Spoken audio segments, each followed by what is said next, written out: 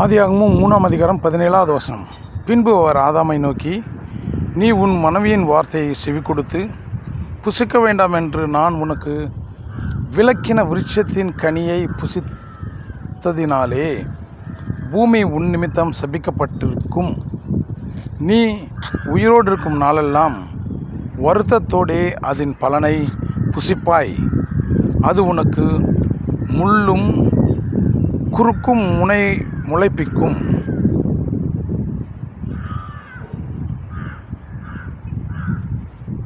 வெளியின் பயிர் வகைகளை புசிப்பாய்.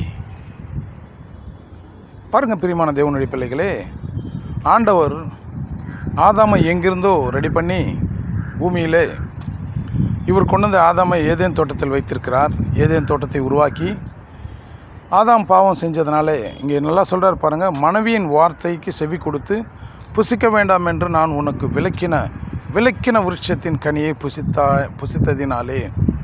அந்த கனியை பற்றி அவர் விலக்கியிருக்கிறார். என்னன்னு விலக்கியிருக்கார்? இந்த கனி நீ எப்போ சாப்பிடணுன்றதை நான் சொல்லுவேன். இந்த கனி நன்மை தீமை அறியத்தக்க கனி. இதை நீ சாப்பிடும்போது ஒரு நாள் இறந்துருவ. அதனால் இப்போ நீ சாப்பிடாத.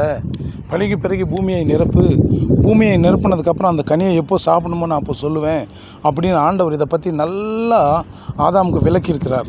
ஆனால் ஆதாம் என்ன பண்ணாருன்னா, தன்னுடைய மனைவியை பேச்சு கேட்டு அந்த கனியை சாப்பிட்டதுனால செபிக்கப்பட்டார். ஸோ இங்கே 3 பேர் பாவம் செஞ்சிட்டாங்க. 3 பேருக்கும் சாபம் கொடுக்குறாரு.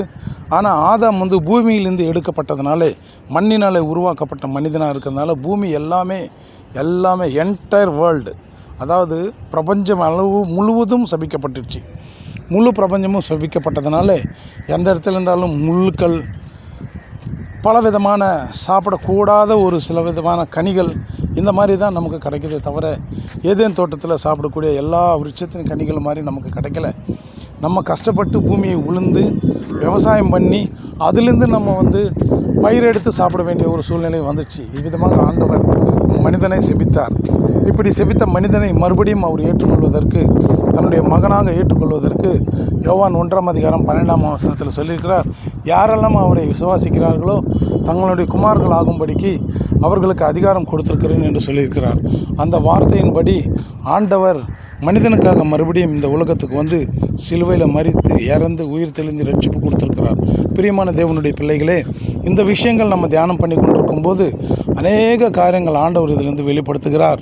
பாவம் செய்த ஒவ்வொரு மனிதனுக்கும் சாபம் கண்டிப்பாக இருக்கும், இல்லாமல்லாம் இருக்காது. அந்த எந்த மனிதனாக இருந்தாலும் சரி, நானாக இருந்தாலும், நீங்களாக இருந்தாலும், இன்னொருத்தராக இருந்தாலும், தேவனுடைய பிள்ளைகளாக இருந்தாலும் சரி, அவங்க யாரெல்லாம் பாவம் செய்கிறாங்களோ, யாரெல்லாம் கடவுளுக்கு விரோதமான காரியங்கள் செய்கிறாங்களோ அவங்களுக்கு கண்டிப்பாக சாபம்ன்றது ஒன்று உண்டு. அந்த கடவுளுக்கு விரோதமாக செய்கிற அந்த காரியத்தினால் வரக்கூடிய சாபம் என்னதென்றால், ஒரு சிலருக்கு ஒரு விதமாக இருக்கும், ஒரு சிலருக்கு ஒரு விதமாக இருக்கும். ஒரு சிலர் உடனே அந்த சாபத்தின் கனியை அனுபவிப்பாங்க, சாபத்தின் பலனை அனுபவிப்பாங்க. பாருங்கள், அப்போஸ்தலனாகிய பவுல் இஸ்ரவேல் அந்த ரோமா அரசர்களோட சேர்ந்து கர்த்தருடைய பிள்ளைகளை கண்ட இடத்துல வெட்டி போட்டு கொண்டே கொண்டிருந்தார். அவர் தமஸ்கு பட்டணத்துக்கு செல்வதற்கு ரோம அரசர்கிட்ட பர்மிஷன் வாங்கி கொண்டிருக்கிறார். அப்போ பார்த்தீங்கன்னா அந்த தமஸ்கு வழியில் நல்ல வெயிலாக இருக்கிற நேரத்தில் ஆண்டவர் தடைப்பட்டு அவர்கிட்ட பேசுகிறார். அப்போது சவுல் சொல்கிறார், நீ யார் ஆண்டவரே அப்படின்றார். தர்மசாஸ்திரத்தை, அதாவது நியாயப்பிரமாணத்தை நல்லா படித்தவர், கமாலியர்கிட்ட கற்றுக்கொண்டவர். அவர் கேட்குற கேள்வி. ஸோ அந்த இடத்துல சவுலுக்கு உடனடியாக தண்டனை கொடுக்கப்பட்டிருக்கு. 3 நாள் குருடனாக இருந்தால், சாப்பாடு இல்லாமல், ஒன்றுமே இல்லாமல், அது ஒரு பனிஷ்மெண்ட். அது மட்டும் இல்லாமல் எனக்காக இவர் நிறைய அனுபவிக்க வேண்டியது இருக்குது அப்படின்னு அந்த தீர்க்கதரிசிக்கிட்ட ஆண்டவர் சொல்கிறார், நீ போ அவருக்காக ஜெபம் பண்ணுன்னு. பாருங்கள் பிரியமான தேவனுடைய பிள்ளை, இவ்விதமாக பாவத்தினுடைய சாபம் ஒரு சிலருக்கு உடனே நிறைவேறும், ஒரு சிலருக்கு லேட்டாக நிறைவேறும், ஒரு சிலருக்கு இறந்து போனதுக்கப்புறம் நிறைவேறும். இறந்து போனவர்களுக்கு எப்படி நிறைவேறும் அப்படின்னு பார்த்தா, தலைமுறை மேலே ஆண்டவர் அந்த சாபத்தை ஊற்றுவார். அவ்விதமாக தான் தலைமுறை தலைமுறையாய் தாவீது அனுபவித்தார். கடைசிக்கு அந்த தலைமுறை தலைமுறையாய் தாவீது அந்த சாபத்தை அனுபவித்து வாலிப வயதிலேயே தன்னுடைய பிள்ளைகள் எல்லாரும் இறந்து போயிடுவாங்க. வாலிப வயதிலே அவர் உயிரோடு இருக்கையிலே வாலிப வயதிலே தங்களுடைய தாவீதனுடைய குமாரர்கள் இறந்து போயிடுவாங்க. அவ்விதமாகவே தான் தாவீதின் சந்ததியில் வந்த இயேசுவர் வாலிப வயதில் இறந்து போயிடுறார். இது ஒரு விதமான சாபம்.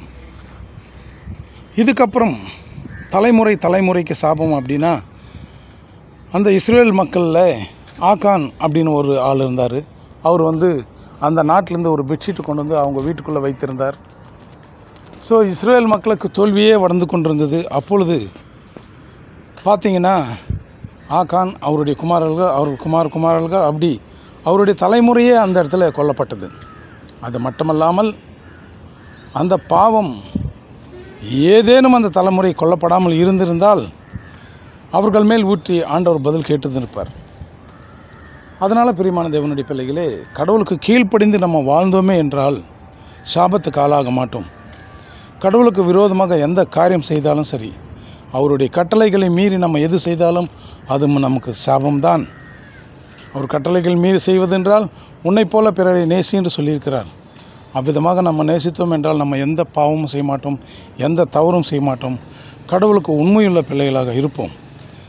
இவ்விதமாக கடவுளுக்கு கீழ்ப்படிந்து நம்ம உண்மையுள்ளவர்களாக இருந்து கடவுளோடு சஞ்சரித்தோம் என்றால் நம்ம மனதையும் மறுரூபமாக்குவார், நம்ம சரீரத்தையும் மறுரூபமாக்குவார்.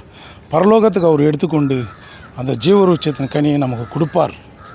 நம்ம என்றென்றைக்கும் வாழ்வோம். ஜெபிப்போம். அன்பின் தேவனே, ஜீவனுள்ள தகப்பனே, இந்த காரியங்களை சிறிது நேரம் தியானிக்க நீர் கொடுத்த கிருபைக்காக உமக்கு நன்றி ஆண்டவரே.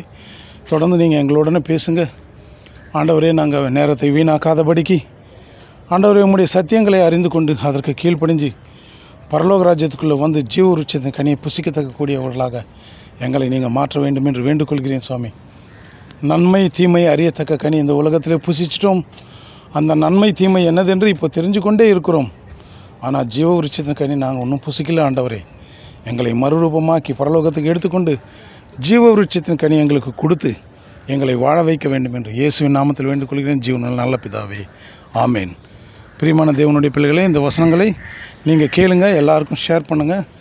நாமும் பரலோகம் செல்லலாம், நம்மளோடு 4 பேரை நம்மளும் கூட்டிகிட்டு போகலாம். தேங்க்யூ. நன்றி.